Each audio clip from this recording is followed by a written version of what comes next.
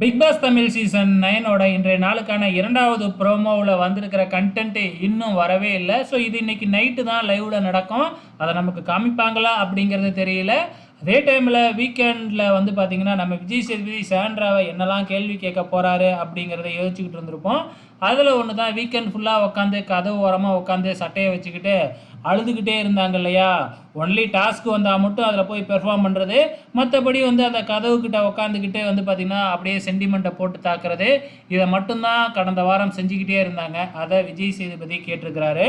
அது மட்டும் இல்லை, எப்போ சமைக்கணும் எப்போ வந்து தூங்கணும் அப்படிங்கிறத நீ எப்படி டிசைட் பண்ணலாம் அப்படின்னு சொல்லியிருக்கிறாங்க. எப்பயுமே வந்து பார்த்திங்கன்னா வார இறுதியில் வீக்கெண்ட் எபிசோடு வர்றப்ப வந்து பார்த்திங்கன்னா யாரெல்லாம் நாமினேட் ஆகியிருக்கிறாங்களோ அவங்களோட ட்ரெஸ் எல்லாம் வந்து பார்த்திங்கன்னா ஒரு பெட்டியில் பேக் பண்ணி வைக்கணும். பிக் பாஸே பெட்டியை கொடுத்து அனுப்புவார். அந்த பெட்டியில் பேக் பண்ணி வைக்கணும். இது வந்து அவங்களோட கடமை. ஆனால் சாண்ட்ரா வந்து இது ஒரு ஆர்டராக எடுத்து மற்ற போட்டியாளர்கள்லாம் போட்டிருக்காங்களாட்டுக்கு. ஸோ அதை தான் விஜய் சேதுபதி இந்த 2வது ப்ரோமோவில் கேட்டிருக்கிறாங்க. இன்னும் பல பிரச்சனைகள் இருக்குது. இப்பொழுதைக்கு ப்ரோமோவில் ஒரு சின்ன பிரச்சனையை தான் எடுத்து கேட்டிருக்கிறாப்புல.